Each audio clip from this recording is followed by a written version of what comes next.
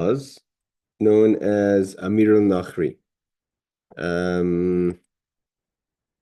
What are you permitted and not permitted, in what way to tell, or really to have a Gentile do for you or around you on the Shabbos? So these are complicated laws because it affects, especially today, all of us all the time. We may not realize it. For instance, shipping. Today we have everyone lives with receiving packages, Amazon. How does that work, etc. When it comes to things that are done for you on the Shabbos?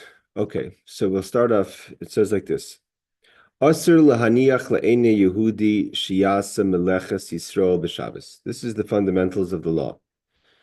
It's forbidden for a Jewish person to have a non-Jewish person, a Gentile, do work for you on the Shabbos. Usmachuhu, and what is the basis for this prohibition? Based on the pasuk that says, "Kol malacha lo asa." No work should be done for you; it should be get done. Which in the mashma that implies, even if a Gentile will be doing the work for you, that shouldn't be done on the Shabbos for you. Okay, so however, if you give the job, and there's many jobs you hire someone to do for you, whether it's a tailor or any job you hire that someone is doing work that could be forbidden on the Shabbos. So how does that work? So it says, "V'im moisher lein Yehudi." If you give it something, a job to do to a Gentile, be'erev Shabbos, before the Shabbos, afal pi sheha'eni Yehudi ois b'Shabbos. This is just the basis of it. Even if the Gentile will end up doing the work for you on Shabbos, mutter, then it's permitted. So here, what's the basis, the prohibition that on the Shabbos you're not allowed to tell anyone to do or hire anyone to do work for you on the Shabbos, even if that person is not obligated to keep the Shabbos, i.e. a Gentile, any Yehudi. So hey, Aaron. So the any Yehudi is so on the Shabbos you're not allowed to do it, but if you give it to them before the Shabbos, even if on the Shabbos they're going to do work for you, that's okay. So that's the basis of the frame of the laws of Amir al-Nachi, of a Gentile doing work for you on Shabbos. But in that there's many conditions. Avrak, but the condition is be'eloi fanim, only in certain ways are you allowed to have, even that, are you give a job or instruct on before the Shabbos, meaning Erev Shabbos, to have the Gentile do work for you on the Shabbos. So number one condition is she'eni aleph she'eni Yehudi yikach chayfetz mebeisei she'Yisrael koydem Shabbos v'loy b'Shabbos. Even if you were to hire someone to do something for you, again, we're talking about, and just this is the basis of the law. And there's a lot of details that we're going to learn now, and we're going to have to learn later when we get to the more details of the law.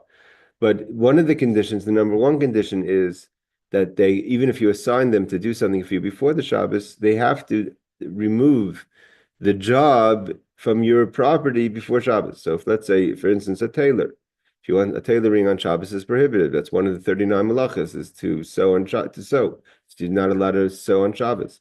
If you wanted a tailor to do a job for you and you give it to them before Shabbos, the non-Jew cannot come on Shabbos and pick up from you for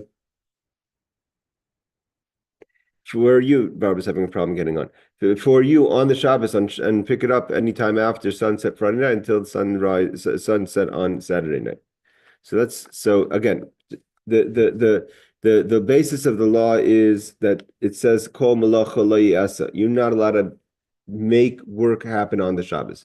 So no matter what, even if the Gentile were to come pick up a clothing on Shabbos, you are not allowed to sign a job on the Shabbos for the Gentile to do for you on Shabbos.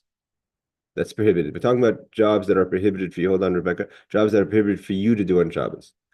If you tell them to do before the Shabbos, you hire them to do before the Shabbos. We're not talking about just servants. We're talking about even any labor. If you're doing it, if you organize it before the Shabbos, it's permitted, and we'll learn the conditions for it. But that's the number one condition: is it has to be removed from your property before the Shabbos. Yes, Rebecca. I don't want to interrupt. I'm assuming you're probably going to talk about this, but my understanding was that you can't make it so that the only time they can do that work for Yes. you is on Shabbos. But if Yes. you drop the thing off at the cleaners, let's say Thursday, and you tell them you don't need it until Tuesday or whatever, then you're giving them time to do it that's not on Shabbos, and then it Yes. would be okay, Yes. correct? Yeah, we're going to get to that. Right now, as we stand now in Halacha Aleph, we didn't even get to that limitation. We just said that if as long as you assign them before the Shabbos, they're allowed to do it for you on the Shabbos as long as they remove it before the Shabbos. So we didn't get to that condition where, for instance, where we're going to get to where overnight delivery, right? Are you allowed to send going Friday to FedEx? And pay for specifically overnight delivery. You know, they tell you it will be delivered to this person. Welcome, Barbara. I understood you had some problems with the internet. If you have, if you're, FedEx will give you, you pay so much money if it's delivered before 10 o'clock, before 7 o'clock, before 5 o'clock. So there you're actually making them do something for you on Shabbos because it has to be delivered on the Shabbos. Right. Because But I asked my Rav once if it's okay to drop something in the mail on Friday afternoon, and he said it's okay. because the regular mail is it's not your business how fast they do it. You're not paying for the stamp that should be delivered on a certain date.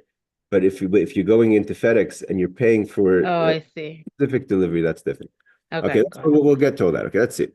So number one is the prohibition of having a Gentile do work for you in general on the Shabbos. So the footnote number one is okay, and it gets more complicated with Amazon. You know, when you have so the Amazon delivery packages, and I saw most poskim paskin, just we're getting ahead of ourselves, and most poskim paskin that it's not even when Amazon says it gives themselves space, and that space usually is enough time for you to protect yourself for the Shabbos.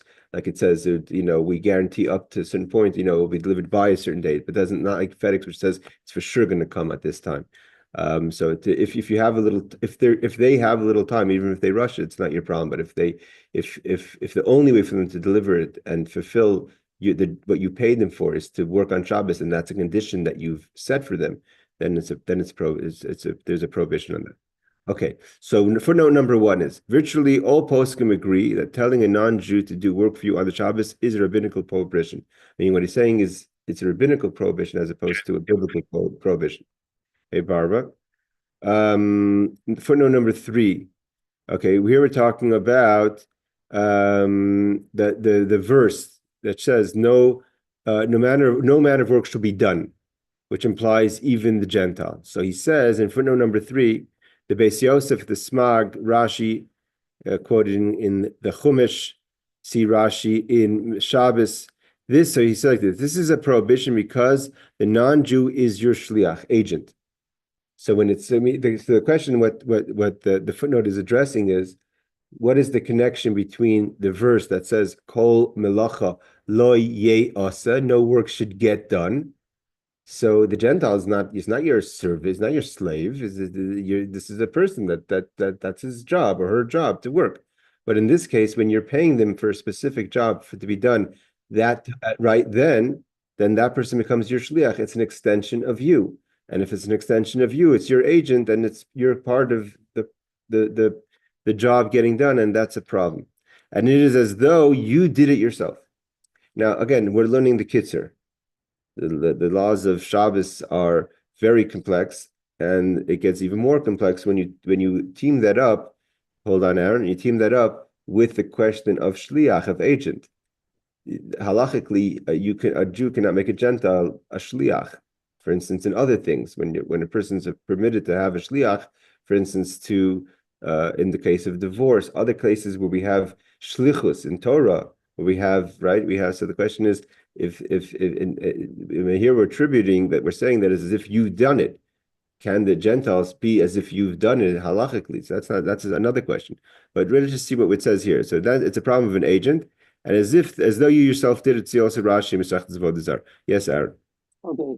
The shuls have a different ruling because we every shul I know in Brooklyn has a Gentile and they open and close and heat up water and all kinds of things. Okay, we're going to learn about that. That's called Amir al-Rachi. In what instances are Gentiles allowed? Yeah, so far, we've learned one thing.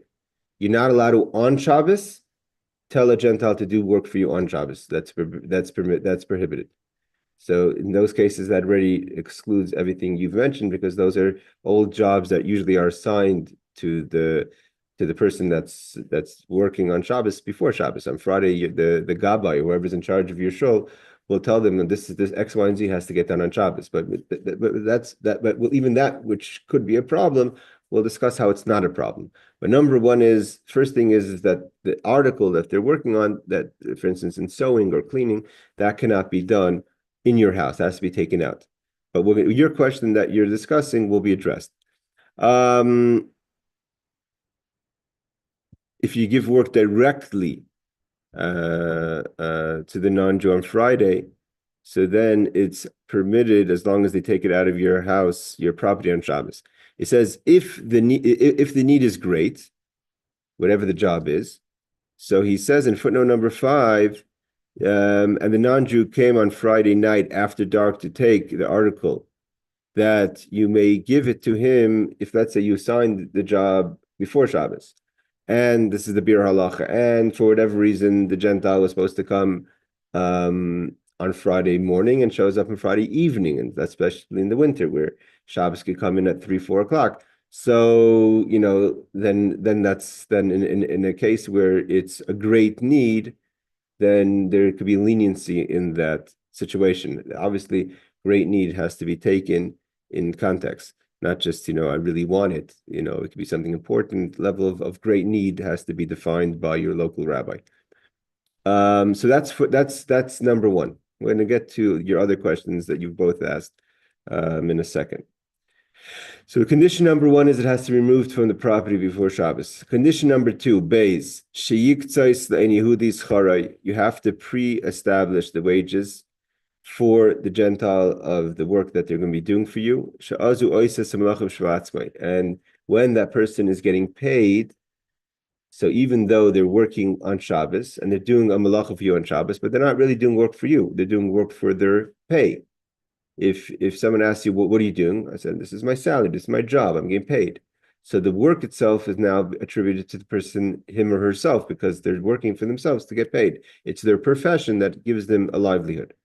That's that the reason why they're working now is so they should get paid. So it's not that they're working for you. Again, the problem over here is not the pay. The problem is the malacha, the job. As soon as we add payment to it, so now that the fact that they're working on the Shabbos is for themselves, and you've not hired them on the Shabbos. So you kind of avoided hiring them on Shabbos, and then now they're working for themselves because they're being paid. Yes, Aaron. I think we discussed this, but use this in the context of what we're talking about now. You mentioned an example of Taylor. So it states, or I heard from you, that you can't bring your stuff so many minutes before Shabbos, even if it's before Shabbos, and it's not really work. You can't give it to a tailor because he would have to finish it on Shabbos. That's only if he has to finish on Shabbos. Again, the laws of Amir al-Nachri come down to two things. Not every job that is forbidden is your problem. I mean, there's a lot of rules let's stop and go over a few rules. There's a lot of rules. Like for instance, rule number 1, you're saying that the Gentile turns on the dishwasher on Shabbos. That's his business or her business. As far as you're concerned, if they could also wash it by hand. It's their own convenience to put on the dishwasher. So it's something that makes their life easier. When I say them, I'm just saying we're talking about in context of the laws of Shabbos. Something that makes the employee's job easier, because they'd rather turn on a dishwasher, which is much easier than washing by hand. That's not your problem. And same thing applies to other prohibitions that may seem like they're doing work that are prohibited on Shabbos. That's just making their life easier. It's not attributed to you, as long as they're being paid. So same thing when you're when you're talking about the tailor, if you're giving a job that the only way for them to do the job is that they have to do it on Shabbos, like the delivery of a FedEx, right? You're specifically paying them to deliver it on Shabbos. So then it becomes, Barbara, I see your hand. I'll get to you in a second. So then it becomes a problem. But if you're for Amazon packages, I've checked in the halacha of Amazon packages. Usually Amazon, even Amazon Prime, gives themselves a little bit more than 24-hour time. And if that, and because they don't want to be, accountable for the exact. So because of that little bit of time, it's their business if they want to have the driver drive on Shabbos or before or after Shabbos. Okay, but now my As long question, as they have as long as they have the ability to get it done on their own time, that's not Shabbos, then it's not your problem if they okay, choose. but people, let's say, give it an example. You have a apartment, so on Friday you're gonna read. Now you're gonna come back to your house, and you have someone who works in your house. It says your maid servants, everyone even has to take a break. You can't make them work inside your own house. So now you're having lunch at your house, and you have this aquarium serving you, opening up the ovens. Okay, what a Gentile's allowed to do on Shabbos in your house is all a question. Again, it depends when you tell them. It depends when it's done. It depends when it's. So what If it's, about you can't have a maid servant work in your house on Shabbos? You have to give them a day off. you have to give them a day off. You have to give them a day off. We're not talking about a slave here. Slave is your possession. A person who's an employee is not a slave. If you have a cleaning service, they're not a slave. They're a service that you're paying for. But it says in Torah, your servants can't work for you on Shabbos. That's talking about in ancient times when you had slaves, where you bought them at a market and you didn't pay them salary, you just have to feed them. Here we're talking about service. A person who's a house cleaner in your house is an employee like any other employee. Yes, Barbara. Well, I was just going to say, I'm sorry. I had trouble with my internet trying to get on tonight. My computer and the internet just kept booting me out. So what section are we on at this Okay, time? so we're just starting Bays number 2 of chapter 73. So Discussing the yeah, go ahead. I'm sorry. I had a quick question about, so when you have people who have non-Jews come in to turn their lights on and off for them, is that considered work? I mean, they're getting paid. That's a problem. No, what's saying if there's it all depends on when it's being told. If to just open up to just have a Gentile come into your house on Shabbos off the street and turn off the light or on the light, it's a problem. There's ways of doing it. There's hinting. There has to be benefit again. All these things that benefit Hefsid Meruba. There's all details that we're going to have to get into. But just basically to have someone do work, to tell someone to do work for you that is prohibited on Shabbos, and there's no other way to do it, and they're doing it just for you without having any benefit themselves is not allowed. Okay, but we'll get through all the details. Okay, so here we're saying like this. The wages should be, let's first finish inside. So one rule is the person has to get paid for it, because then they're working for themselves. Number 2 is this is Aaron's question. Someone who has a servant, any Yehudi lizman yidua for an appointed time. Aser laniach loy laseis melacha b'Shabbos. Then it's prohibited to have that person do work for you on Shabbos. Why? There's only a benefit for the Jew. We're talking about a kind of service that it's not a pay service by the hour or by the job. Even being paid by the hour is a problem. But being paid by the job because there's no benefit for the Gentile. Now, what about a Gentile? You know that he's traveling or she's traveling somewhere on Shabbos. And you're asking them to take a letter for you, a package, right? And that person is going to carry the package and schlep it for you, which is you're not allowed to do because you're carrying and taking and going out of the distance that you could go on the Shabbos. So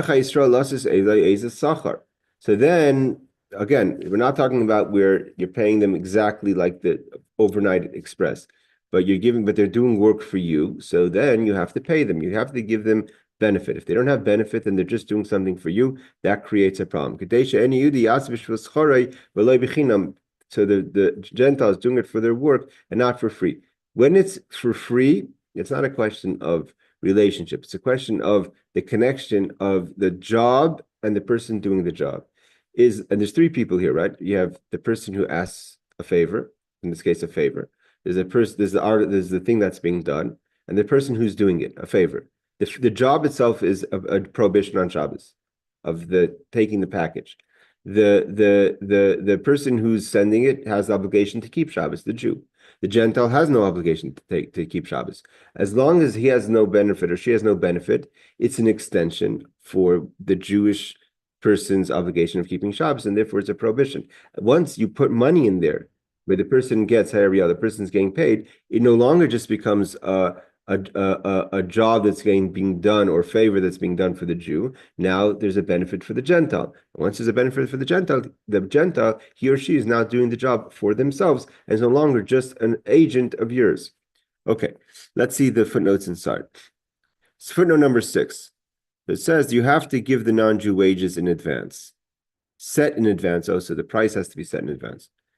So he says in footnote number 6, it is sufficient to tell him or her that you will pay him properly if there is a standard fee. It means you don't have to discuss necessarily exactly how much is being paid if there's a standard fee that's usually paid for this job. You need mention only that you will pay him or her without stipulating the amount. That's okay.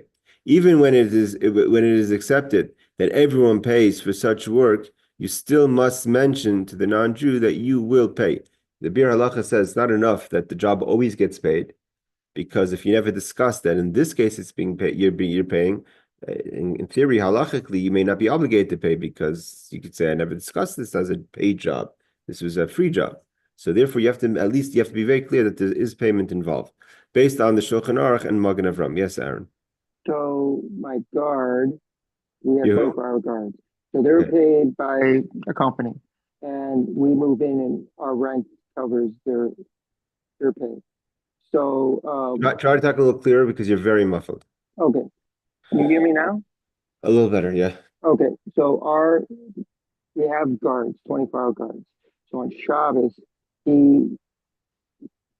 our rent helps subsidize his pay. And so we don't ask him anything, but our rabbi said if he will open up the elevator for you, push all the buttons, and you do nothing, and you don't ask him, then it's acceptable for you to go in the elevator. So he didn't, so we just show up with our yarmulkes on. He knows we're Jewish, so they push the button for us. So he said, but now you're saying about pay, so I'm just asking. He gets paid by the hour. Well, something like that. It doesn't really, and there's havla. He doesn't. It's kind of he doesn't get paid at the end of the day. It's included in in the week or weekly or monthly payment or biweekly payment. So all these are part of the law. You didn't ask him to do it. He's doing it on his own. He understands. Again, these are all. It's not preferable, but it's in the case where you have in New York or other places. You're not the only one who doesn't have a Shabbos elevator. It kept breaking out. It kept breaking down because it overheats. Okay, well, either way, but so then traditionally, what your rabbi paskin is permissible. Most people go with that psak. Okay, let's look at footnote number 7. We're talking about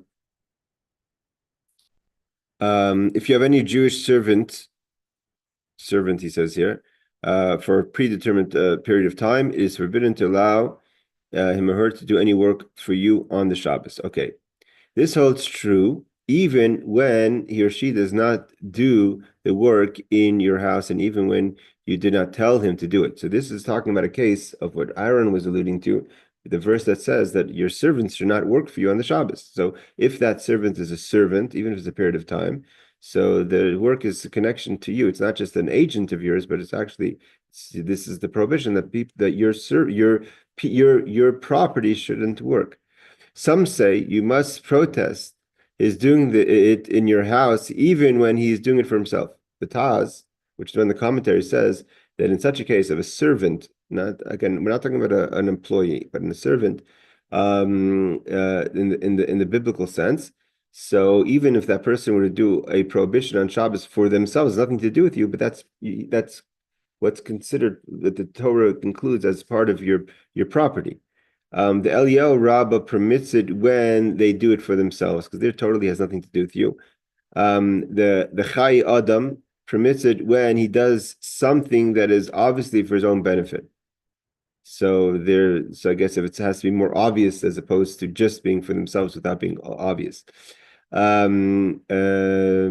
For his own benefit, see Mishnah Brura, see Kitzur, paragraph 8 and footnote 19.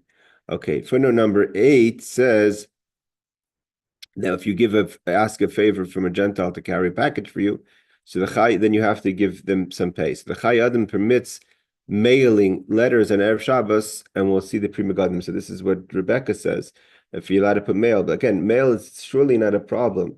Because even if you know the system of the mailman, then this mailman's not your employee. You don't have a contract with the mailman that they have to come pick it up on the Shabbos. If they weren't to pick it up on the Shabbos, you have no one to complain to, even if you know that for sure the mailman pick it up on Shabbos. We're not talking about overnight express mail. That is a different law because there you're specifically paying the person to do a job for you on Shabbos. And they have to do it on the Shabbos because they're accepting on themselves to deliver it by a certain point. As long as they can get the job done outside of the Shabbos, then it's not your problem. And that's why I checked online that almost everyone agrees that there's no prohibition about ordering something on Amazon, even if they say that it's most likely going to be delivered on Shabbos, but that's their prerogative. I mean, they could decide if for whatever reason it doesn't get delivered on Shabbos, so there's a delay. It doesn't have the same contract, so to say, like overnight express. Yes.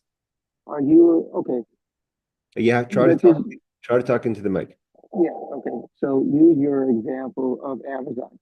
They can deliver whatever they want. So they deliver it, it comes on Shabbos. Are you allowed to take it through your door because they left it at your door because you're in shul? Say that again. Okay. So as you said, just the last part. Okay. Can you take it through your door if they left it on the porch because you were at shul? In a way that it's permissible for you usually to carry it on Shabbos? If you carry it through your door because you didn't, is your porch, if there's no roof and your porch is part of your house? Again, so there's two separate questions. If you're talking about a question of carrying from outside domain into private domain, that's a separate question that depends on the makeup of the house. There could even be a problem to take it, even if it's permissible to move it, because although the Gentile dropped it off in your house, now you're getting involved in a package that was brought to you on Shabbos. We'll have to discuss that. But if you're talking about a question of bringing it from outside to inside, that's a separate question. That's a question of that arises also, for instance, the paper boy. The paper boy also gets, once upon a time, the people got the paper delivered to their house. Some people still get it done on a daily basis. Could you get the Saturday New York Times delivered to your house or the Sunday Times delivered to your house just for Saturday? These are questions that have to be discussed. Okay. Hasacher yeh katuv l'chol hamalacha v'lo yeh ein Yehudi schir yoim. Another job, another condition is that the employee is not an hourly employee for the job. The job has to have in it a havla. It has to be able to mix it up with other days. So the entire job should be hired not by the day, because in the day then you're specifically paying the Gentile to do work for you on Shabbos. This goes into the famous section of Shulchan Aruch, Reish Mem Gimel, about in what ways the difference between kablanas, a job paid by the job versus paid by the hour or paid by the day. So a job payment kind of doesn't like, for instance, in theory, you're not paying FedEx money by the hour. You're paying FedEx money for the job. At the same time, if they have to do it on Shabbos, that's a problem. Okay, Asr, another problem. Question number 4. It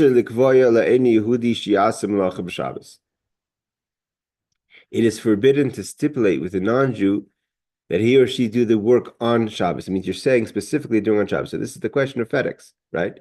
If you go on Friday, and it also depends what time you come in. Really, I'm not sure because people say it's forbidden. It's also dependent on what time you come in. If you come in early enough that even FedEx could get the job done before Shabbos, it's different than if the only way for them to get it from Seattle to New York is going to be done on the Shabbos. So it also depends what time in the morning you arrive to drop off the package.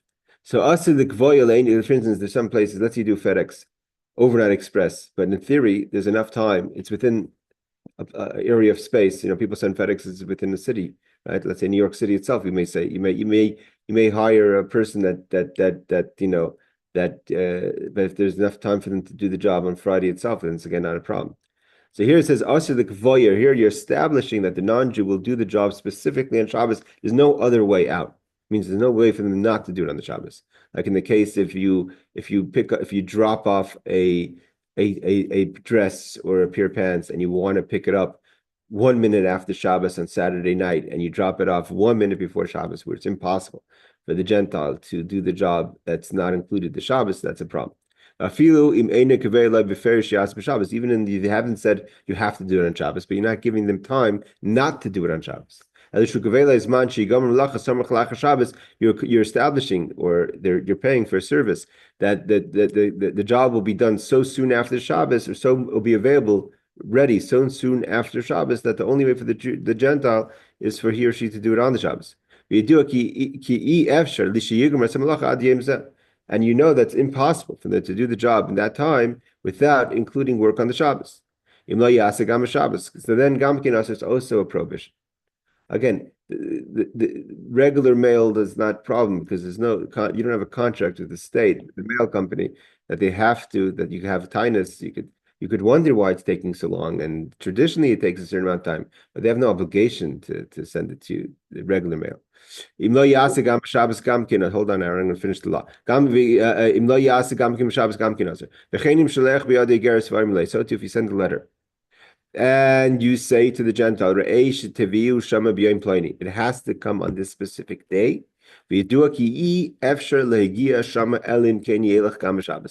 included in that day for the job to be done in the letter has to include Shabbos. If that's the case, Gamkinas is also a provision. That's the basis of overnight, the problem with overnight express. The reason why there's a leniency when it comes to Amazon. Again, this is not just everyone uses Amazon and everyone gets packages on Shabbos on your Amazon, right? So but over there, it's not impossible, and they're not obligated that they have to do it on Shabbos. That's what I've seen most people say. Aaron, I know you have a question, but just hang with me. I'm just hanging. I'm just taking notes. Now, then, okay, ask now because we're going to the next subject. Okay.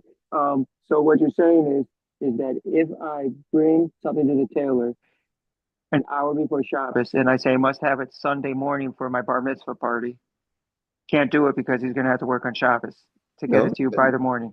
No, that's not necessarily true, because there you have Sunday morning, he could work all set. No one says he can't work at night. If the tailor decides to work from 7 o'clock sundown Saturday night till 7 in the morning, 14 hours, and there's enough time in 14 hours to get the job done, that's not your problem.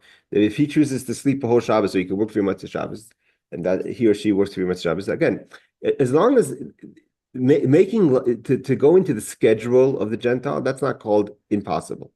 It means to say that yes, every Gentile needs to sleep and every Gentile needs to eat, and that's not your problem. It means if the Gentile chooses to do it in the day hours and sleep at night, that's not your calculation. But because in theory there's enough time for he or she to do the job in the hours that are there. It's just that most people will be sleeping in those hours, but that no one's forcing that person. Today in the tech world, right? A lot of people take jobs, and Microsoft. I remember in the beginning when Microsoft started, in Seattle, they didn't care when you get the job. If you're a night owl, that's your business. You just need to get the job done. They're not going to come to you and say, "Why didn't I see you working by day?" They want to see the results. That's kablanus. That's not your problem. Okay, the next question is about business. So we've talked about service up until this point. What about business, partnerships, assigning someone as a business agent, right? Let's say you're selling a house, and you hire a real estate agent, and most real estate agents' biggest day is Saturday and Sunday, right? And so they're working for you on that day, right? But they're working for themselves, really, for the commission. So all these questions come into play. So here we're talking about V'chemim Yom Hashuk Hu b'Shabbos. Let's say the only market day of your area is the Shabbos. So now we have problems. And you want to partner with a Gentile, or you're hiring a Gentile to represent your sales or purchases, for that matter, on the market day. So Asr Lasis Tanochi Mois Be'erev Shabbos. Here we're talking about purchasing. You're not allowed to give money to the Gentile before the Shabbos, even though you're doing it before the Shabbos. It's a market that's only open on Shabbos, right? There's plenty of marketplaces, even till today, that have the Saturday market, right? The public markets that open up in the streets, they can have an assigned day. And if that day is only on Shabbos, and you say, listen, I know that, so-and-so has a stall and so-and-so opens up. And this is the article of the and the only day they could get it is on the Shabbos. So then basically you're going into a partnership. He or she is doing a job for you, a purchase for you that has to be done on the Shabbos. So then it's a prohibition. So too, it's prohibited. The same thing applies to sales and purchasing. If you want to hire the Gentile to sell for you, and the only day the Gentile can sell for you is on the Shabbos, that's also, so here you're not giving money, but they're doing a sale for you on Shabbos. And the only day available to sell it would be the Shabbos. But if it's in a way that is not specifically that you say, you establish in a way that it has to be done on Shabbos, then it's not prohibited, even if it's going to be done on the Shabbos. So sorry.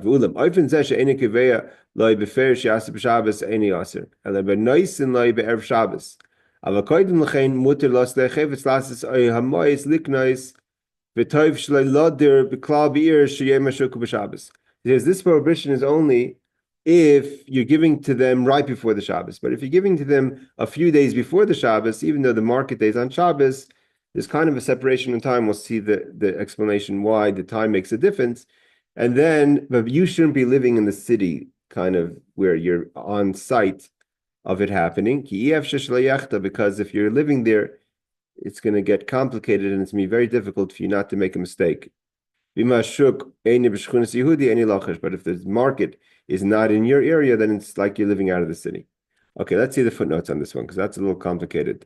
So first we're going to go to footnote number 9. So footnote number 9 is right away into the market. Likewise, is the market day is forbidden to give the non-Jew money. Pri Megadim maintains that this is prohibited even if you do not give the non-Jew the money. It means, let's say, what is he referring to? Let's say you say, buy it for me and I'll pay you after Shabbos, or we have an open credit, whatever it is. That doesn't have to be just if you give them a check, your credit card, or cash. So with the next law is they can only buy in the Shabbos. Similarly, this sentence does not appear in many editions of the Kitzur Shulchan Aruch about selling. Doesn't say why it doesn't appear in the Kitzur Shulchan Aruch. Okay, number 11 is about the question that we spoke about. I'm going to finish here and then open up the questions. Maybe we'll do one more law. Let's see how long it is. So the footnote number 11 is what's the difference between if you give it if you give someone to sell or to buy right before Shabbos, or if you give it a few days before Shabbos. So let's see the explanation, the logic of that. Because if the market is only open on Shabbos, what's the difference if you have a conversation, or you hire, or go into partnership, however you want to call it? Partnership is different, but you hire for the Gentile to do this on Wednesday versus Friday. So he says like this: according to the Kitzur Shulchan Aruch, you are permitted to give work to a non-Jew on Wednesday or Thursday, even if you do not define his wages, and even if it's impossible to accomplish it without working on the Shabbos, provided you do not tell him to work on Shabbos. Some reason, doesn't say why, the logic of this. So he says this is a ruling of the Magen Avram, 247 4 and 307.3. See Mishnah Berurah 247.13. But the Mishnah Berurah 307.12 seems to agree with the Eliyahu Rabbah ruling that it is not possible to accomplish the job without working on Shabbos. That if it's not possible for the accomplished job without working on Shabbos, then it is the same as telling him to work on Shabbos, and it is not allowed even in the beginning of the week. So we have to examine the logic of the Magen Avram, who says this is permissible. Why does it make it? What's the difference If you say it on Wednesday, Thursday, if you say it on Friday, why is it so? It means basically the Magen Avram's thinking is that the very fact that it's not directly connected to Shabbos and there's a time in between separates you from the job being done, even if the job has to be done on Shabbos and even if the person's doing it for you and there's no other way to do it but on Shabbos. So the time makes a difference. Where the Eli Rabbah doesn't agree with that, and the Mishnah Berurah seems to agree with the Eli Rabbah. Okay, let's open up for questions now, and because we go into the next job of what kind of work is a challenge. Yes, Aaron. Okay, so let's go with this. You live in farm country. Try as possible, best as you can, to talk into the mic. You hear me better now? Mm-hmm. Okay, so you live in farm country, so you're not allowed Jews. So they have their auctions for cows on Saturday, and you need the cows so you can kosher slaughter them and sell them to the Jewish market. So how do you make that work? Yeah, that's I mean that's a more complex question. We have to understand that there's a partnership. For instance, if you have a partnership with the Gentile, it's different if the Gentile is just an employee with no interest in the outcome of it. If you had a partnership, it's something else, because then the Gentile is totally working for themselves. They're part of the partnership. So let me ask you this then. There are people, I don't agree with it, and they have proof that if you take off on Saturday, for people who weren't taking off on Saturday, said, oh, I'm going to lose a lot of business. Then they take off on Saturday, they make more money now than they did when they weren't keeping Shabbos. But there are people out there who have a partner who is Jew. One guy is Jew and one guy is Gentile. And on Saturday, they're open. And they kick all the Jews leave, but the Gentile keeps the store open on Saturday. Okay, that we have to go into. They have to see the details of the situation and the relationship between the partnership, and then we're going to get into those laws of partnership and ownership and how connected is the name of the Jew to the establishment. These are all part of the questions. There's also Okay, but we also there's two prohibitions here. The number one prohibition is having a Gentile do work for you, and there's the second prohibition of the impression that the Gentile is doing work for you. It's not the same thing. Even in a case where the Gentile has an interest, but if no one knows that interest, there's the laws of Maras Ayin. Maras Ayin is where there's people don't know the details of the relationship and think that the Gentile is doing work for you as opposed to a partnership. so now just to end this, okay, so let's go back to the cows. So you could hire some guy and tell him this is the prices I will pay up to, try to get the cheapest deal, and after Shabbos I'll pay you. It all depends on how connected how tight is the Shabbos time for this market, how connected are you for the market, how close are you to the market, and here we see clearly the Kitzur quotes that if there's time in between that makes a difference according to How much time? the Magen Avram. He says to Wednesday, Thursday. So you have to establish the job on Wednesday or Thursday. Before Friday, yes. Okay. Rebecca. Hi, I have a few questions if it's okay. Sure. So often I eat the Suda. I go to my brother's house for the Suda. I bring my own food, and he has a housekeeper who like helps them on Shabbos. So if without my saying anything, if she takes the food from me and she puts it in an oven that's already on, like even if the food has liquids or Kitzur, like she's doing something that I wouldn't be allowed to do, like is that okay or no? Well, that's a problem. There's many questions to that question. If it's lachatchila b'diavad, if it's hefse meruba, if there's a lot of loss there, and also the question of the level of the prohibition. So if you have liquids and heating up or cooking, or like let's say the chont goes off and they put the chont on, are they also benefiting from it? There's different situations when there's a crisis versus this is what I plan on doing. And Right. there's difference also if you need to eat it warm, or if it needs to be heated up, or if it's just pleasant, or you're fine with eating it cold. All those Uh-huh. are part of the problem. Okay, no problem. So the whole discussion with Amazon, so like here, like they let you choose, do you want delivery on Saturday, on Wednesday, or on Friday, let's say. So can you choose the Saturday one if it's sooner, Okay. according to what you said? Okay, so let's go over right here. We have the Chabad.org on this question. May I order a Shabbos delivery? In general, if a Jew is forbidden to do a certain act on Shabbos, which is what we just learned about, is also rabbinically forbidden, for him or her to ask the non-Jew to do so on his behalf, including in this prohibition is making a non-Jew on a weekday do work for you on the Shabbos, means you pre-establish it. Now now that online shopping is becoming not only more popular, but in many places a necessity. If you live outside of places where you need the food, this is, people live in places where the only way they're able to live where they're living is by having the opportunity for Amazon. The question arises: is it permitted to place an order that is supposed to be delivered on Shabbos? And is there a difference if one orders through, for example, Amazon Prime or Instruct and Instacart.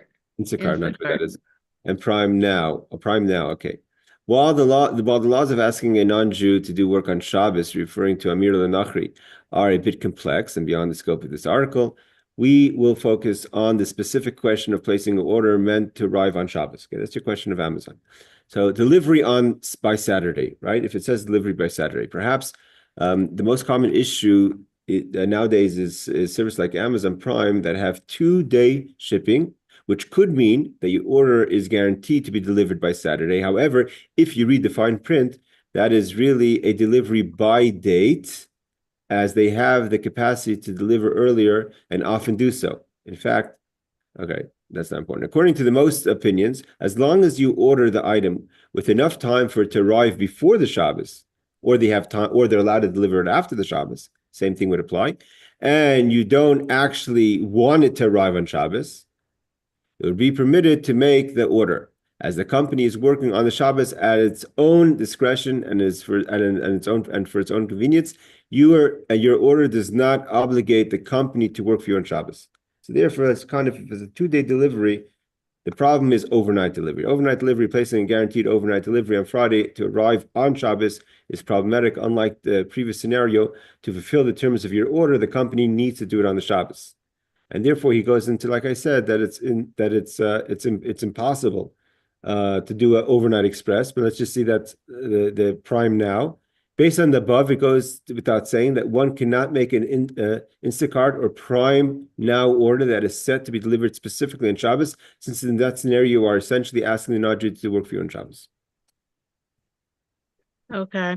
Can I Now, ask my next? Oh, yeah, hold go on, ahead. let's just finish off because we had Aaron's question, so we might as well just address it here. For procedure for packages arriving on the Shabbos, what do you do if the package comes on the Shabbos, right? In a way that's allowed. If a package does arrive on the Shabbos, again, and it doesn't have to, but if it does, one should avoid taking the package from the delivery person's hand and instead show him or her where to put it down. If the package contains items that are muktzah, it's forbidden for you that is forbidden to be used on the Shabbos, then one should not move the package until after Shabbos. If the package contains non-muktzah items, in other words, Jewish books, clothing, etc., and it was placed in a location we are permitted to carry, then there are differences of opinion as to whether it may be opened in a permissible manner. It means you're not cutting it open, and even used on the Shabbos, according to the Shulchan Aruch Rav. If the item is needed for Shabbos, one can be lenient and use it on the Shabbos. So, Aaron, does that answer your question? Hold on. That answers it, but one guy told me, because the guard takes our packages, so we don't have to worry about it getting stolen or nothing. So we can just leave it there.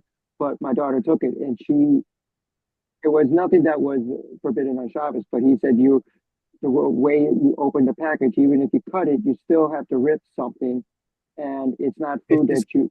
So then you're going into the question of what the action is not permissible. It's different. The question we're here talking about is, well, we're not talking about you're violating the Shabbos on your own, doing anything wrong, but are you actually allowed to, if the thing is muksa, you obviously can't touch it. The thing is not muksa.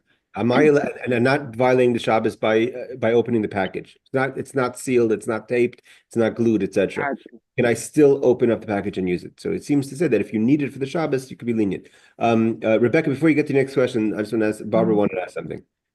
Barbara? Yeah, I just want to make sure. So if now I don't order things to arrive on Shabbat, but sometimes it'll come early, and I don't plan on that. And I don't see the delivery person; they just leave it outside my door. I know what it is. I know it's not forbidden or anything. I can pick that package up and bring it in the house so long as I don't open it or anything. I mean, Oh, it's oh, not something. if it's not something that's muksa and you're permitted in general to move things from your porch into your house, then that's something Okay, else. We have to find out if bringing it from your porch to your house or from your front door to your house is considered bringing something from even a Carmelist, even a kind of public domain into a private domain. So that's another question. But You know, if there's no issue for you to, if it's already in what's considered a private domain and it's yeah. permissible and it's not muksa, and so he says it's not so simple, but if it's must be, or if it's going to get damaged, let's say if you leave it outside and it's going to get wet, and that's something else. But if it's just sitting there and there's no problem, best maybe to leave it. I Rebecca, know. Um, can I ask my question? sure, yeah, please. Is it okay to take, well, my understanding is that I'm not allowed to take, let's say, magazines that were delivered into my mailbox in my building on Shabbos, that I'm not allowed to take that out and touch it and read it because it was delivered from outside of the Tchum on Shabbos. Is that right? Now, again, so if now listen, in the case of magazines just coming in, the magazines themselves are not the mailman or a woman had no obligation to deliver it on Shabbos. It happened to be on Shabbos. You didn't order it overnight express for Shabbos. That's usually what happens, right? So that's not a problem. The problem is over here, and your mailbox to your house is like just answered Barbara, is not a problem of carrying from your, so that's not an issue. The issue you're just saying is that came on Shabbos, can you read the magazine that comes to your apartment on Shabbos? So based on what we said over here, that it says that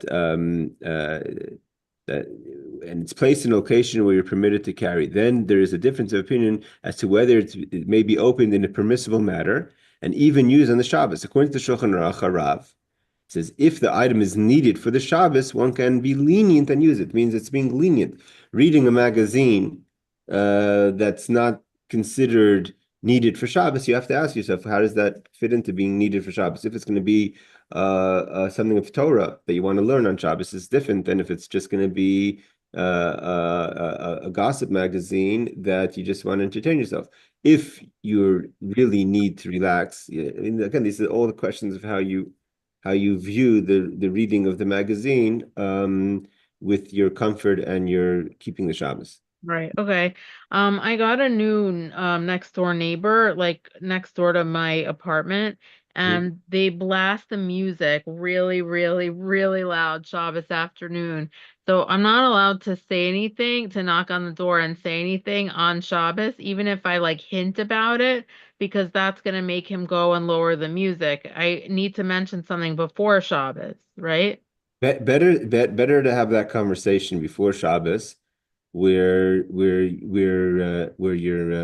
you tell them that listen, your music disturbs me on Shabbos. Please don't do it. That's 100% permissible. Even on the Shabbos, I have to check. But even on the Shabbos, if it's in a way that it's absolutely unbearable, that's you're not having them do something on Shabbos. It means they're not doing. It's not that bad. It just gets in the way of my like davening and If learning you and if it resting. wasn't if it's beyond normal neighbor behavior, means they're too loud for how behavior Yeah, it is behave. loud.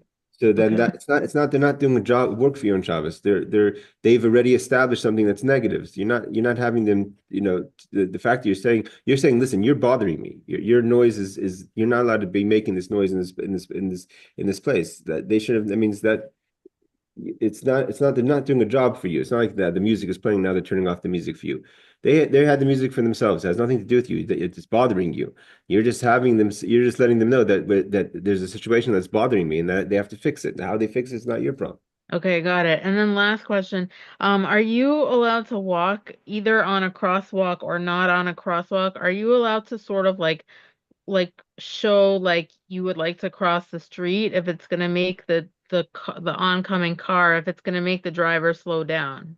Usually we try not to. We'll get into that discussion because it depends, like where you live. If you're living in a normal, I say normal, I mean a regular, place where, it's normal for a person, for it's not.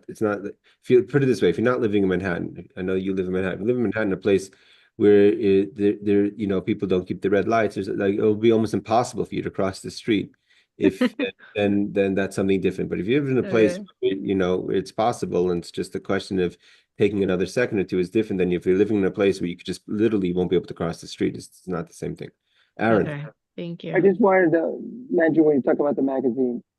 So half the people agree with the Aruch, half the people don't.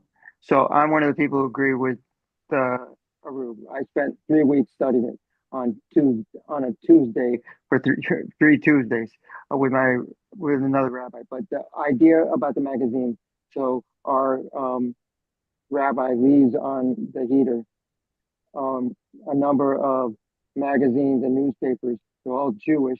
The Flatbush Jewish Journal, which is mostly news, but there are a couple of articles on Torah. It's just news. I take them back. I walk back with them. I don't care, and it gives me something to enjoy on Shabbos. It's all Jewish news. That's different. That's what I'm saying. It's different if it's a difference if there's something of content that's part of your Shabbos experience. When he says over here, according to the Shulchan Aruch, if the item is needed for the Shabbos, you have to None define. of it's needed. The only thing No, that's no, no. needed is Yes, Torah and a prayer book. so that is. But I'm saying if you're talking about straight up gossip that has nothing to do with Judaism, you have to ask yourself how you could fit that into the In a context Goya of magazine, need of the. magazine. We're So not, you're we're not here to judge what people are reading. Rebecca asked a specific question, so those Yeah, be. well, I will tell you this, that the rabbi brings up the fact that he brings it up in the shul. He says, if you could give up some of your New York Times reading to come to our early morning before Shabbos prayer service starts, it would be much appreciated. I go to it. It's Mishnayos, 45 minutes before Shabbos starts the service. But a lot of people read the New York Times. Um, I hear you. I hear you, Aaron. All right, ladies and gentlemen, thank you for joining, and Shavuot Tov.